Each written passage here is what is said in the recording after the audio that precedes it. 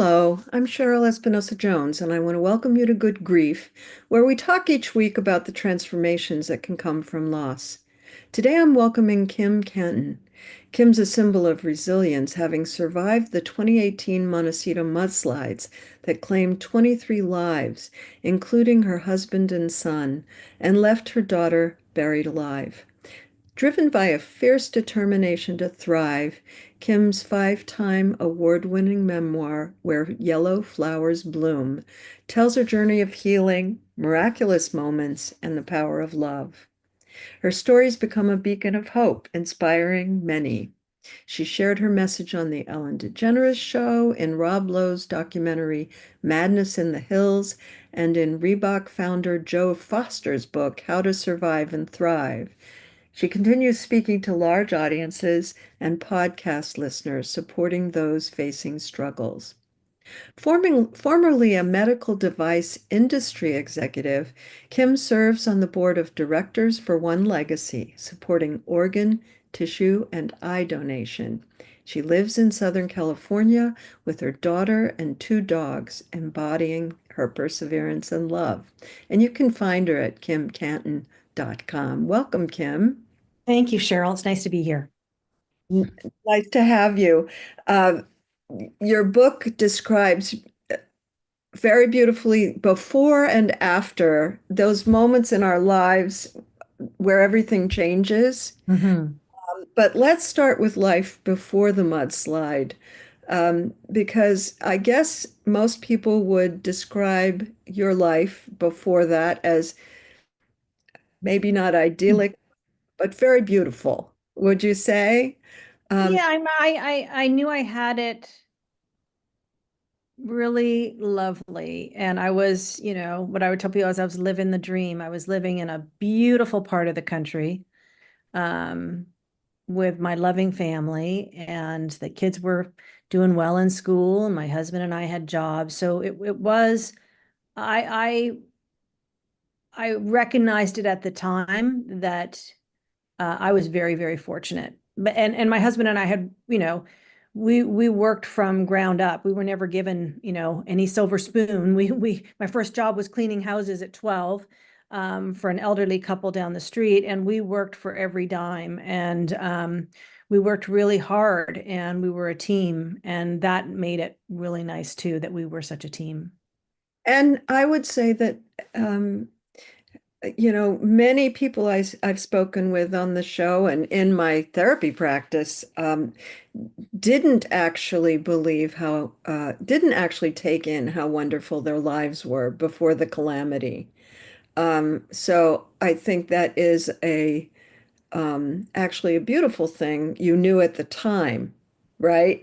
Yeah, I mean, I even thought about it the other day of just, some of the happiest times in my life were the simple times, sitting in the living room when the TV was on, we were watching a sitcom, my son would come out, my daughter would come out, my husband was there, the dog was on the floor. The simple stuff. It was the simple stuff that was just so wonderful. Precious, precious. And you live in a part of the country where there's fires and floods and whatever.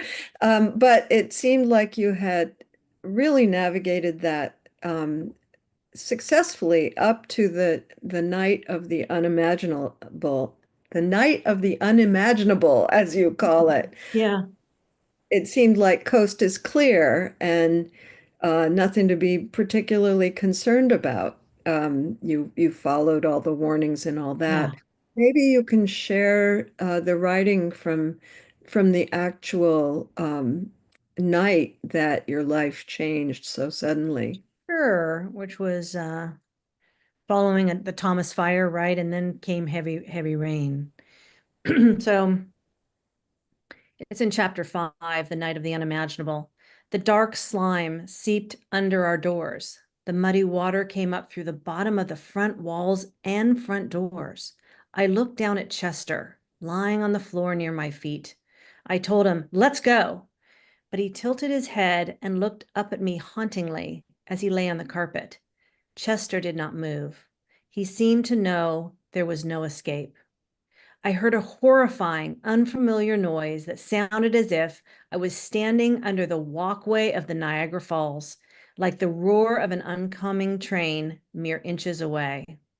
The vibration of massive boulders slamming against each other added to my terror as I realized the house was moving. I twisted so I could look at the front door of the house and was shocked to see a wave of mud filling the room. In seconds, muddy water rushed from the front of the house toward me as I stood by the back door. The mud forcefully closed the glass door on my hand, which had been in the door jamb. The force was so strong, I couldn't open the door. The increasing pressure on my hand was excruciating. I watched, horrified, as the mud, now over 3 feet high, blanketed everything. It completely covered and drowned my dog as I watched, helpless. As the flow became thigh high, my panic rose. I tried calling the kids again, but no one answered. When the mud reached my chest, I struggled to keep my footing. A dining room chair from the front of the house floated toward me. I couldn't comprehend what was happening. God help us, I prayed. Oh God, we're going to die tonight. The odor of mud filled my nose. My ears rang with horrific, loud sounds. When I awoke that rainy night, I never imagined that we would be at risk of losing our lives. Now the unimaginable was happening to my family and me. As I struggled to keep my footing, my purse fell off my arm. An emergency alert blasted from my phone as it fell in the water. The blast warned to get to high ground. Tragically, too little, too late. The warning came just as the flow immersed me up to my chest. My body started to spin. I struggled to pull my hand out of the door jamb. On the other side of the glass door, I could see Dave urgently yelling, Kim, come on. Kim, get out. I can't, I screamed. My hand is trapped in the door. Seconds later, Dave, I can't stand up. I'm going under. The last words I heard Dave say to me before the mud took me under were him trying to save my life. In a horrific instant, he was gone, washed away in a violent river of mud. He had no walls to provide protection. I was now alone in hell. God, nature is such a force, isn't it, Kim? Yeah. Yeah.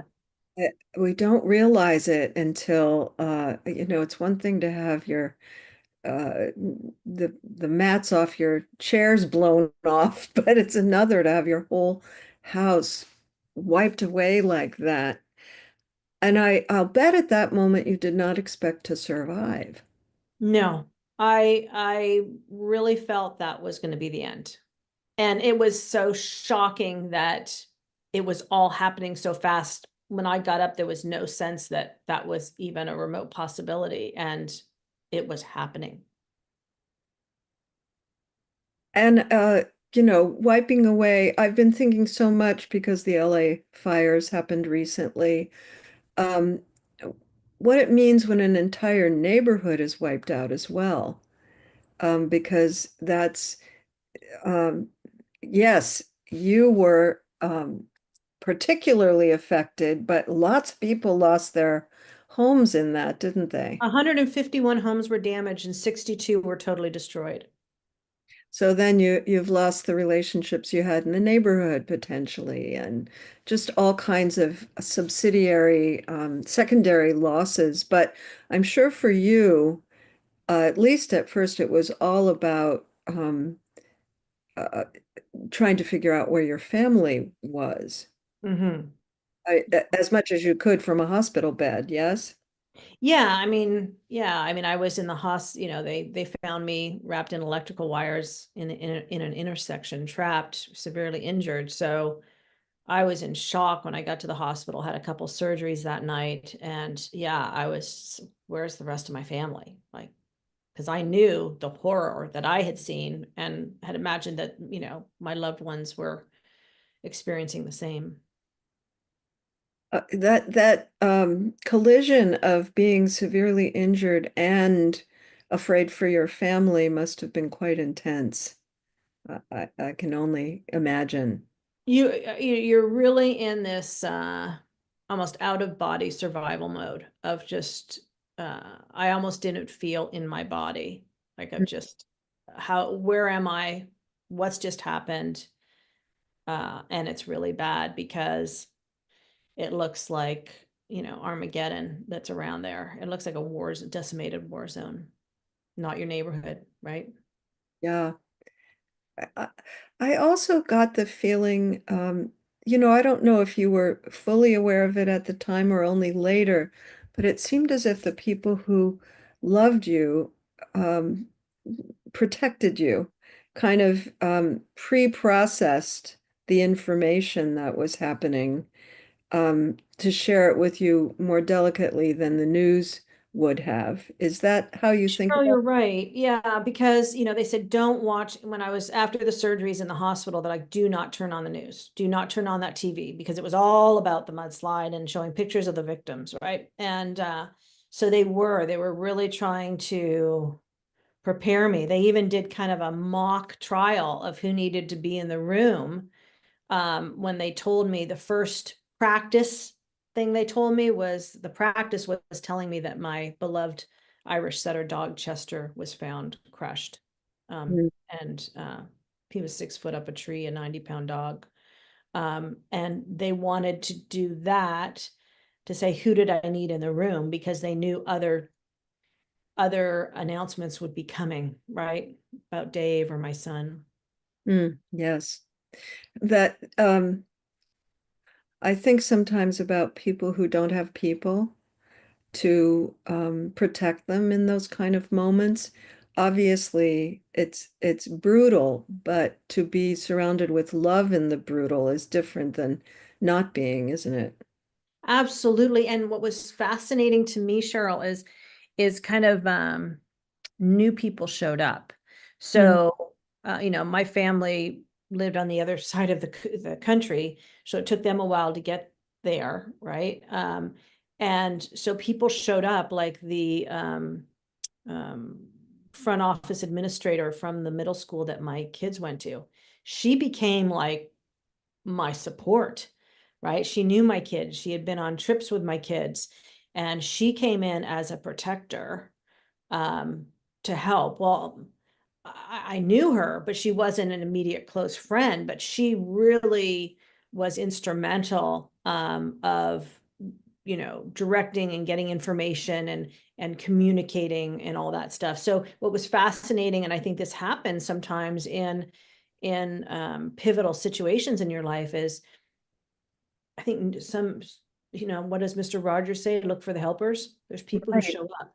There's people right. who show up. And I think they were angels for me, right? It's somewhat mysterious, isn't it? If you made a Yeah, list in advance of the people who'd be able to show up or feel called to show up even, it wouldn't be the same as the list of people that they end do. up pivotal, is it?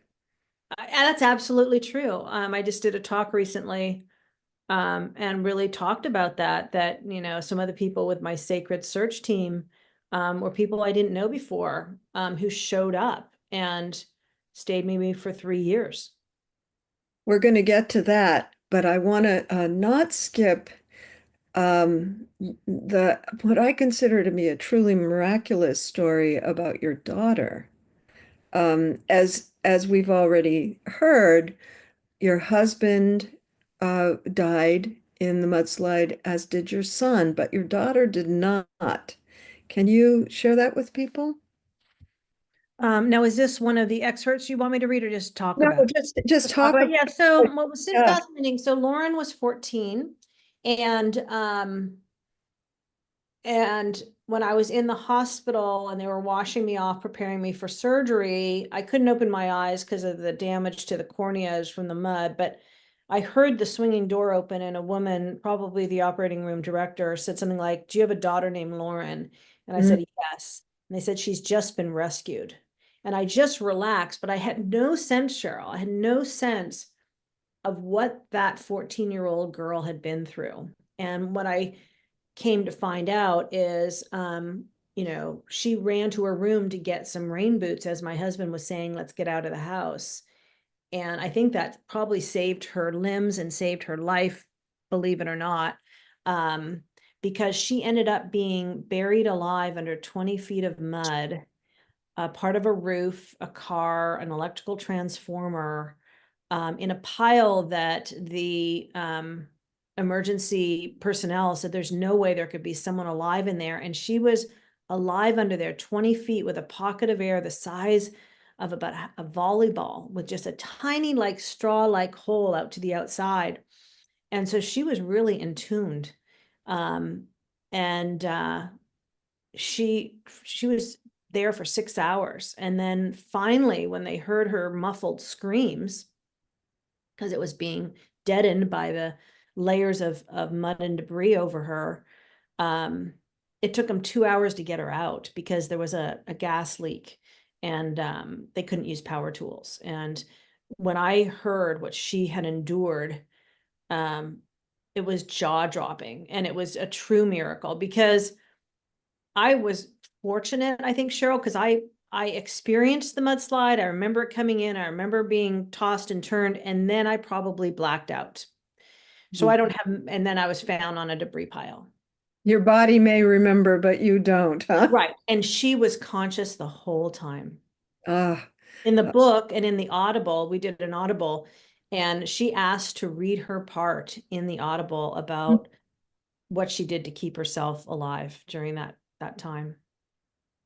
the one thing that did stand out, which I thought you captured well, is that you were talking about how her grief was different from yours, and you informed yourself about grief at different ages.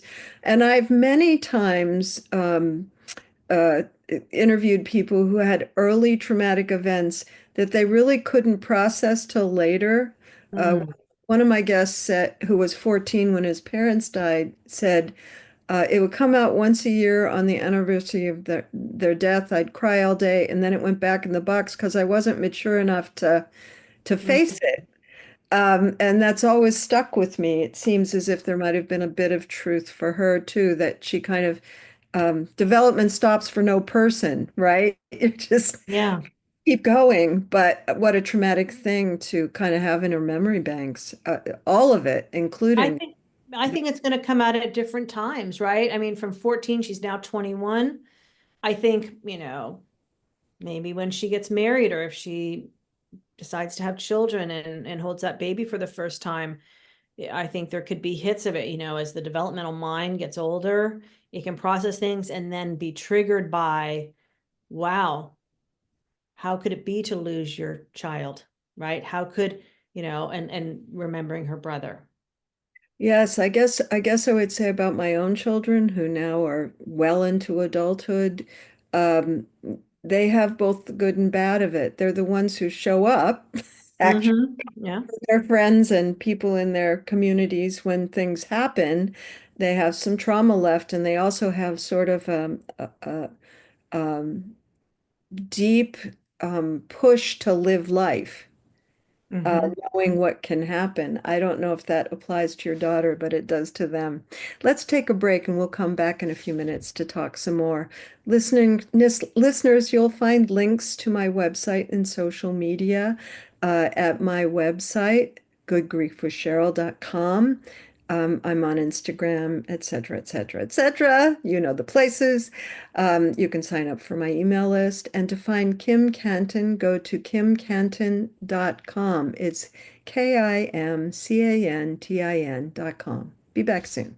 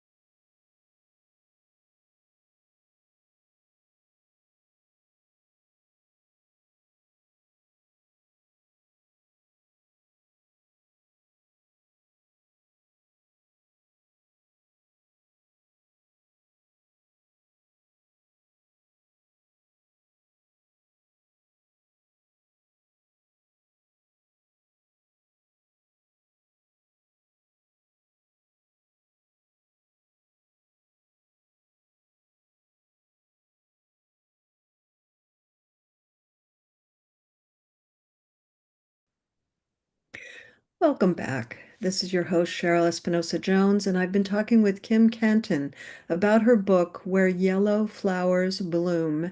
And before the break, we were kind of talking, Kim, about um, the evolution after you were once again conscious in the hospital, pretty severely injured, and finding out about your family, not able to do a whole lot about it, you know, Yeah. uh, which would be an added difficult aspect, I would think, because you were a very action-oriented person, I get the impression, before Yeah. this all happened. So to not be able to take action must have been difficult. It will. I think some of the hardest parts were the helplessness and the vulnerability, right? I was a type A person, a big doer, and I was helpless. I was helpless in the mudslide when it, obliterated my house with my family in it. And I was helpless, injured so much I couldn't walk in the hospital. Um, you know, that way as well. So it was tough. Um, And being and helpless I'm and a vulnerable. parent to not be able to run to the child who was still living. I would imagine that was very difficult. Yeah, she was in a different hospital. We Hmm. see each other for a day. I mean, we FaceTimed the first time, and then and one of the women in my room tried to wrap my head in a scarf and put on some makeup so I wasn't as scary to her. Hmm. Because her world had just turned upside down as well. Maybe you can share the part about of your book that directly talks about your time in the hospital, because I think it really Sure. does capture what we're talking about. Sure. This is from chapter 7, the hospital, Hammonds, and unexpected notoriety.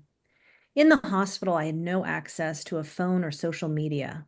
Hospital staff had cautioned me not to turn on the TV because it was filled with mudslide coverage.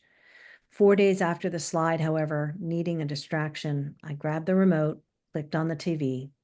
To my shock, a news update was showing pictures of the mudslide victims. Seeing my husband's picture amid the other victims shattered my heart and made it even more real. After that screen image of the victims, the news revealed an image of my son Jack and of Lydia, a 2-year-old baby girl. Under these two pictures was the word missing. I turned off the TV, promising myself to never turn it back on while in the hospital. Lily often slept on the spare couch in my room at night. A couple of times when I awoke and looked over, I saw Lily sitting under a blanket as if it were a tent. I learned that Lily was tracking the news and social media on her phone under the blanket. She wanted to learn whether there was any news about Jack and to correct any truths that were circulating. One evening on a popular social networking site, she read a post falsely claiming that Jack had been found by the beach alive. Sadly, Lily had to correct the person posting the falsehood, and she asked that the search and rescue team be the only source of my missing son's status. This went on for days. In my hospital bed, I felt tremendous pain all over my eggplant purple, bruised body. My left hip pain was excruciating. It was much more than the pain from my 2 surgery sites.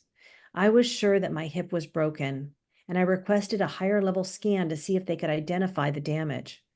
Desperate to have pain relief since the strong painkillers weren't providing enough reprieve, I asked my surgeon whether my acupuncture practitioner, Kathleen, could come to the hospital to try some pain reducing acupuncture on my hip.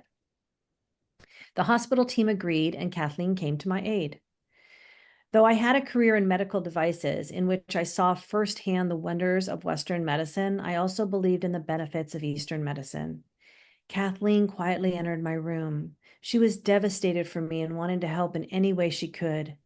She gently pulled back my hospital gown to expose my hip, while a nurse shifted me onto one side. Kathleen began to insert her acupuncture needles. She carefully put in an array of what seemed like 20 acupuncture needles in my hip area, my buttocks, and my upper thigh. I must have looked like a purple pincushion.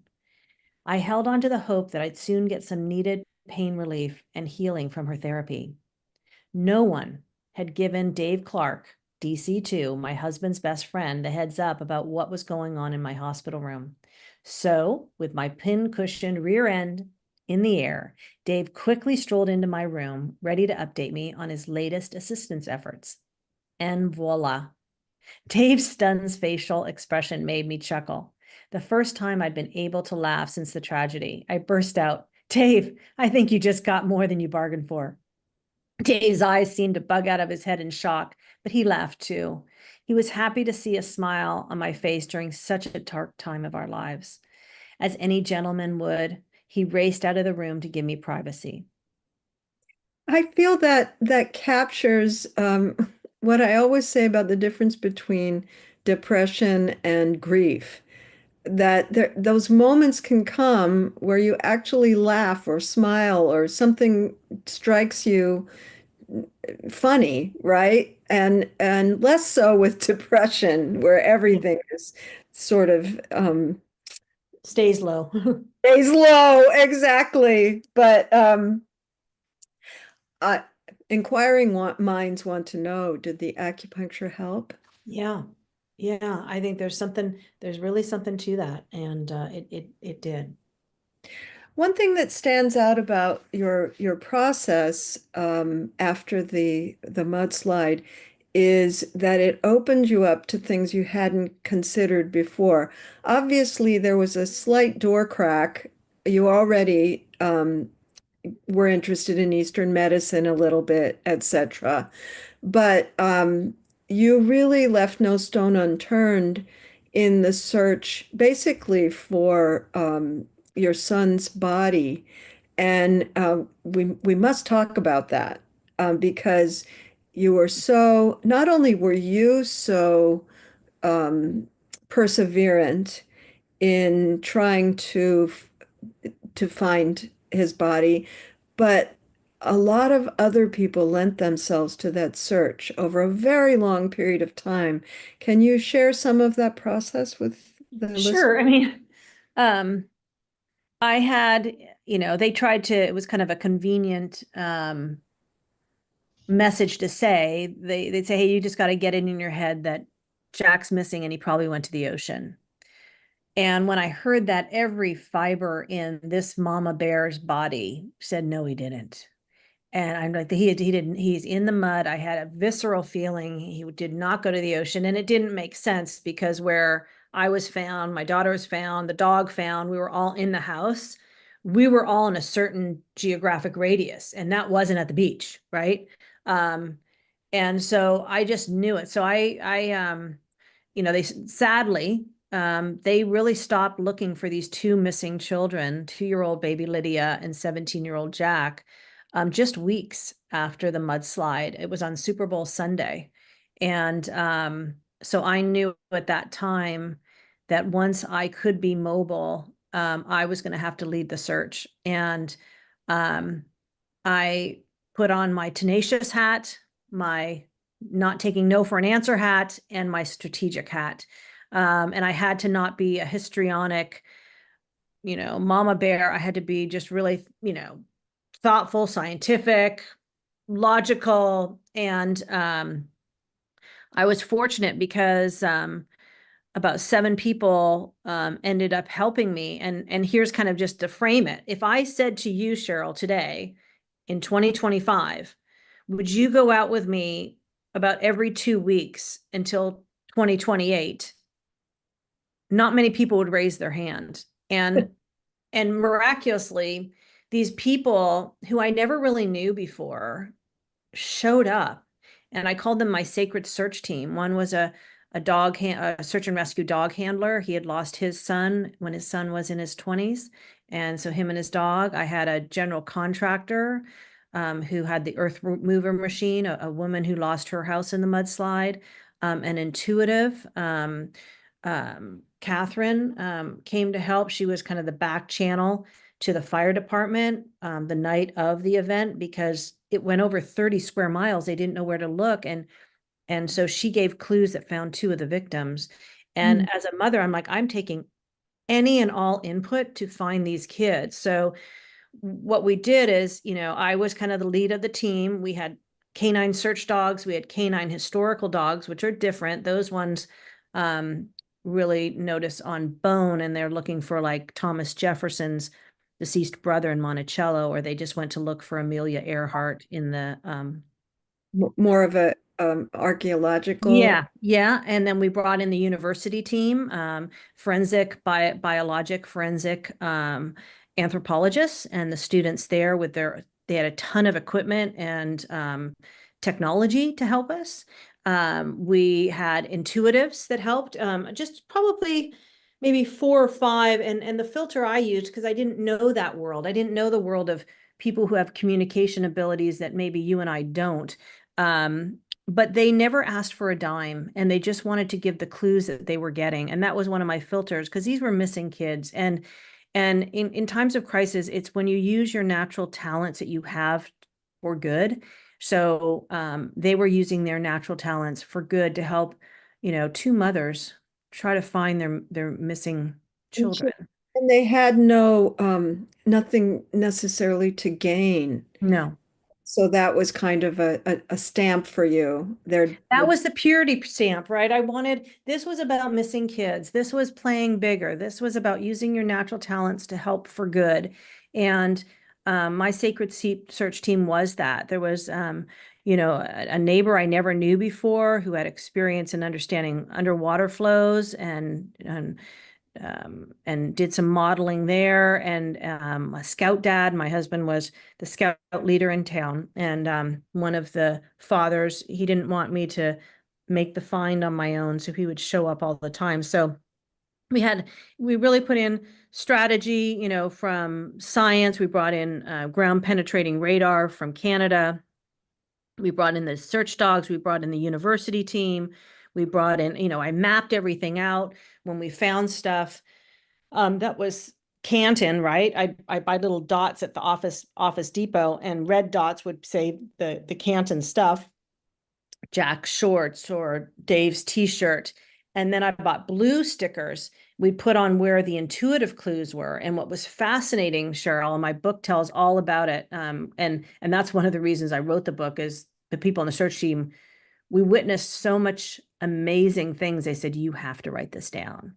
And what was fascinating is on the map, the dots of where the Canton items were found and the intuitive clues were overlapping. And that really took the 30 square mile radius down to about 200-yard radius of where we were looking. which was so important because otherwise it's kind of a needle in a haystack, It isn't it? was a needle in the haystack. Yeah, it was a needle in the haystack. I was thinking so much, and I do often, we all have our different experiences of loss, and I know very uh, specifically what things helped me in my grief over my wife's death.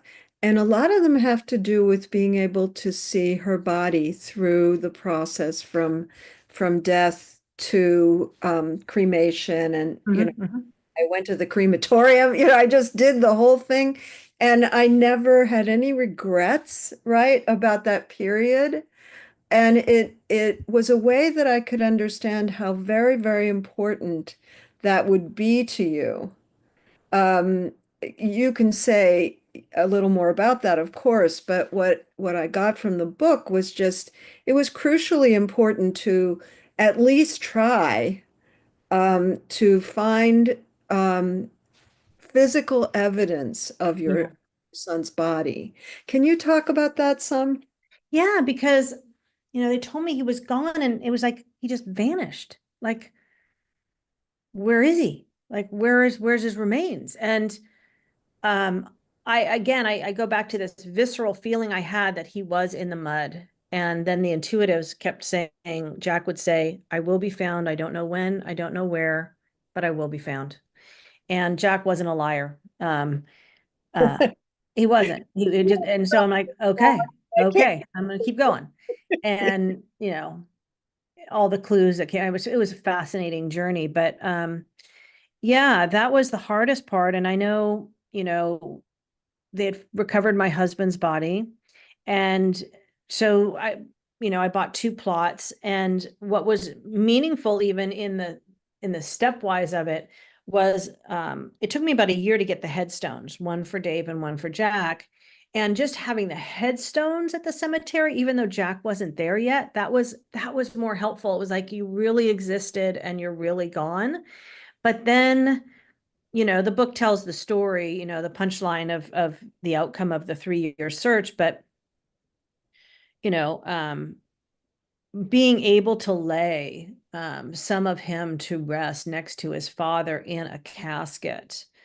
Um, I was surprised, Cheryl, how profound that uh, did another layer of the grief release and the grieving, because it was really more real. It was really more real. And even my daughter, she's like, I kind of want to see the bones. I'm like, Mm. honey, if you see him, you can't unsee him. Is that what you want to remember of your brother? Right. And she chose she wanted to. And I think she needed that too. There's something and different, I think the American culture is probably the most sterile, I would say, of the global cultures of honoring and dealing with the dead. Many cultures, you bathe the dead, you touch the dead, you spit the dead. There's something sacred in that. And our culture is kind of like, okay, they're going to be tucked away in the back of the mortuary, and they're going to be in a closed casket so you don't see them, and we'll just kind of have it at the front. And so it's kind of like the no look, you know kind of Yeah. experience. And different cultures really, I think, have something on us, that there is part of the human experience. We all will experience grief, right? Because we all will love. And I think it helps the process. So it really did help me with Jack. And for you, I would think there was a way that the ritual that often helps us to get to the next place Yeah. stopped up. And I do think that rituals, whatever they are, I don't suppose to know for other people. I know all those parts of the process for me were deeply important, and for you and your own experience too. But whatever it is, I feel that helps us move to the next place. Uh, let's come back to that in a few minutes after our second break. Listeners, you can find me at goodgriefwithcheryl.com, and you can find Kim Cantin at kimcantin.com. Back soon.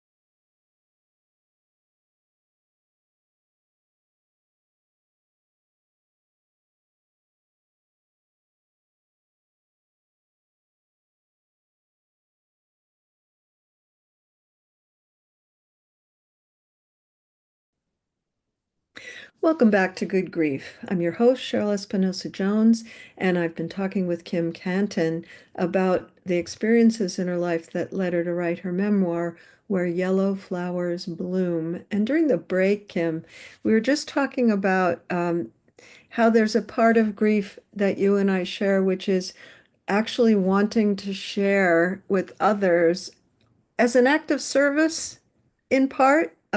One, we need to claim our stories, but also I can imagine that your experience with the book in the last couple of years has been meaningful in terms of grief. Would you agree with that? Absolutely, absolutely. And right, because and what is Viktor Frankl's popular book, Man's Search for Meaning, right? He says if something happens to you that you didn't expect and didn't want, right? Sometimes it's helped to put purpose around it, give it some meaning. And so this book, I mean, I didn't really realize I was going to write a book. I never thought I was going to write a book. And my sacred surgeon's like, you've got to write a book of everything that happened. You've got to write a book.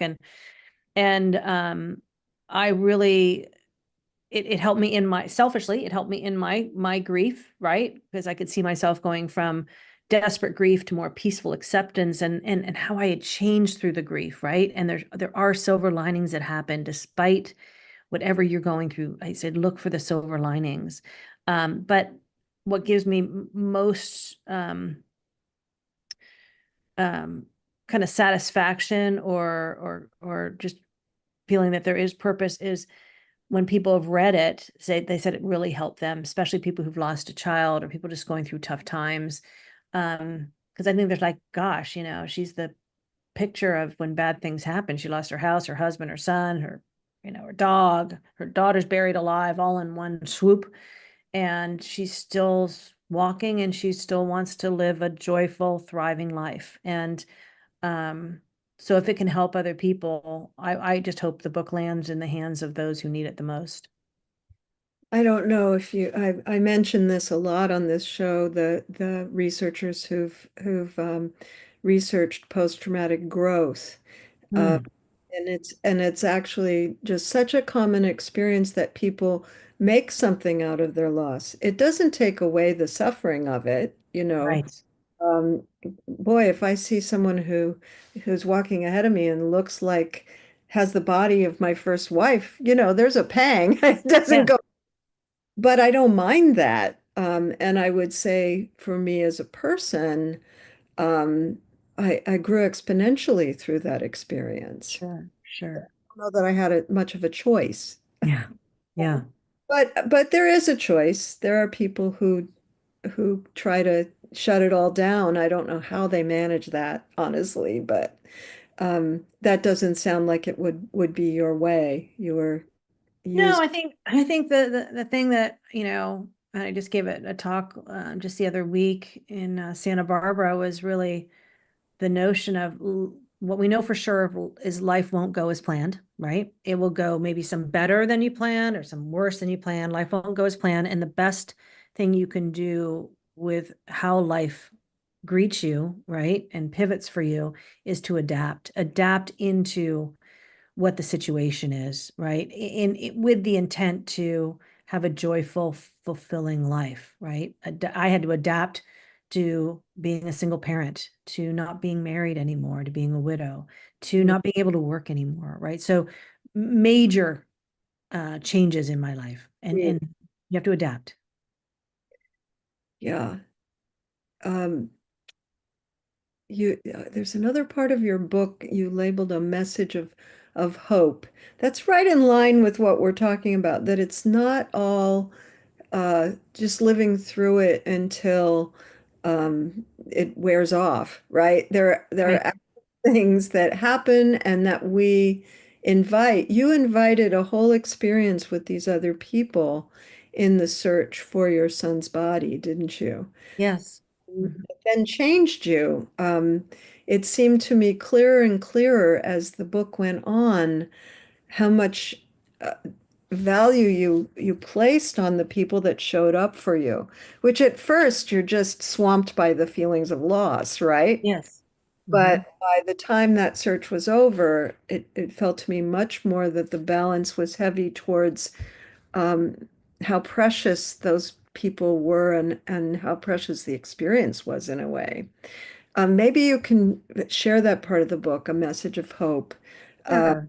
because it's kind of midway, isn't it? About Yeah. in Yeah. Well, it's chapter 22, out of about you 30 go. odd chapters. Yeah. So, Yeah. it's so this is chapter 22, A Message of Hope.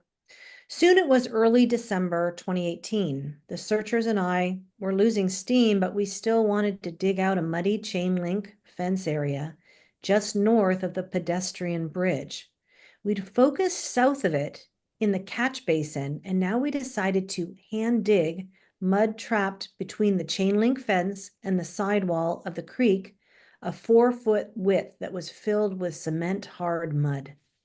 A few of us from the search team and some amazing Bucket Brigade volunteers dug the mud out by hand with pickaxes and shovels. Among the volunteers was Carol, a petite 70-plus-year-old woman who I'd heard had had knee and hip replacements. I was in awe of her as she slung the pickaxe and heaved her scoops of heavy mud away to help a grieving mother. By now, we'd been searching for almost a year. We'd cleared all the obvious areas that seemed visible with piles that could entomb my son's and baby Lydia's remains. We were getting tired, and I sensed that many of the volunteers were losing hope after such an extensive period of searching.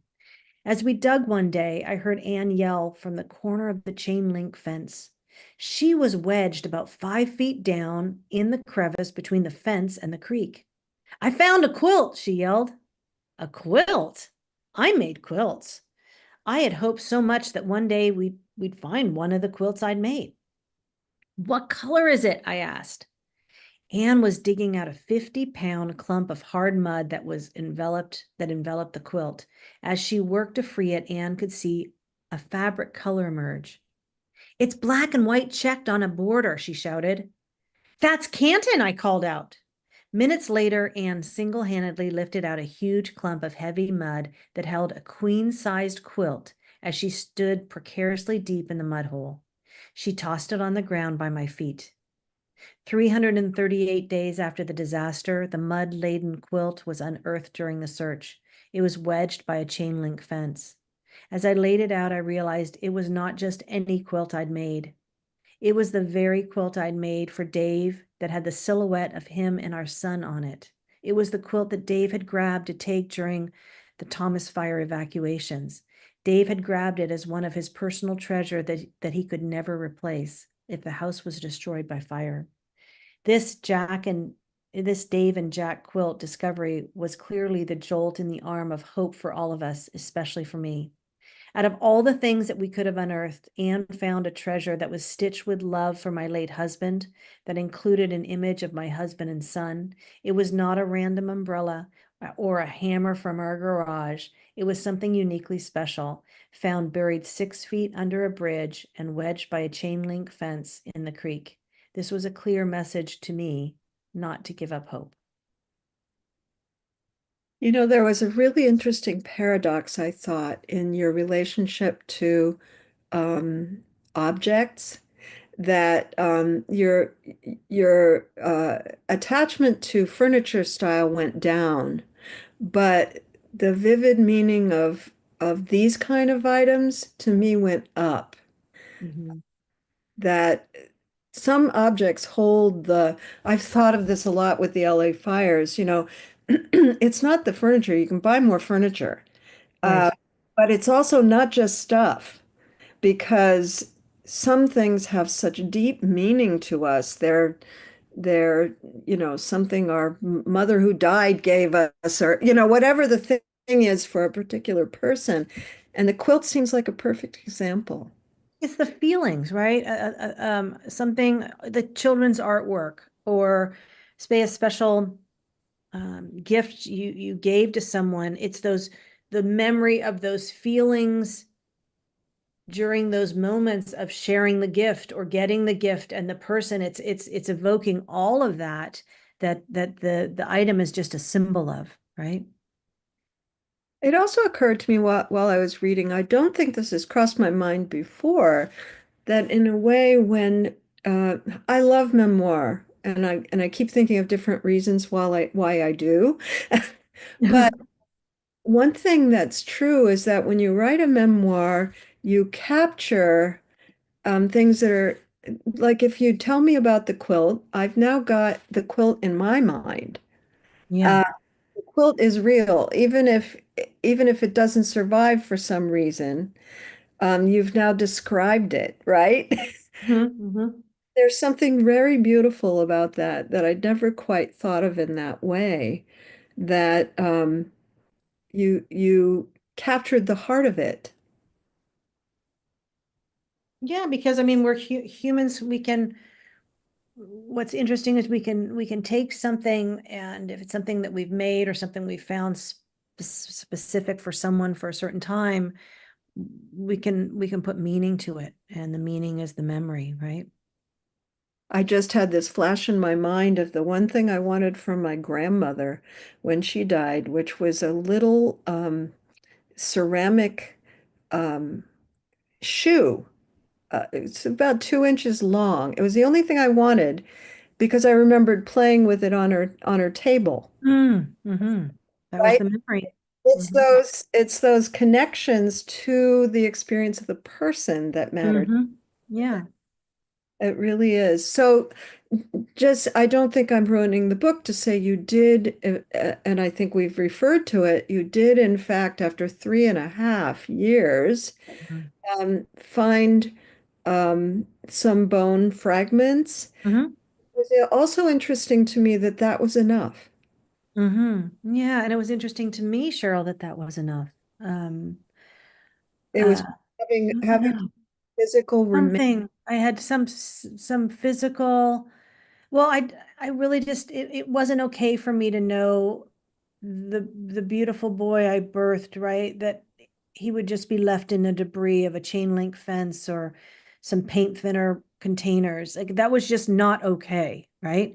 I wanted to honor him and have, that beautiful physical human as well as, his soul. I wanted the physical part honored and laid to rest next to his dad. And so we didn't find that much. I think he had been electrocuted, but that gave me tremendous peace because I knew I had tried. I tried my very best. And I would call that a completion or a success for sure, Mhm. because it was the odds were against you. Yeah, yeah, yeah. There was a lot against me on that one. Also, it gave you a place. Um, and Yeah, that matters to a lot of people, doesn't it? To have a physical location, whether you ever go there again or not, you kind of know where he ended up. Because, yeah. Tucked away safely, and I put a quilt in there and his stitched toy, and yeah. yeah, tucked in. Well, Kim, I've really enjoyed our conversation today. Thanks for joining me on the show. Thank you very much. And people, you can find the book Where Yellow Flowers Bloom on Amazon, or you can go to Kim Cantin, it's CANTIN.com. Next week, I'll have Sarah Labrie. We'll be talking about her memoir, No One Gets to Fall Apart, about her experiences with her mother who had schizophrenia. This has been Good Grief with Cheryl Espinosa Jones. I look forward to being with you again next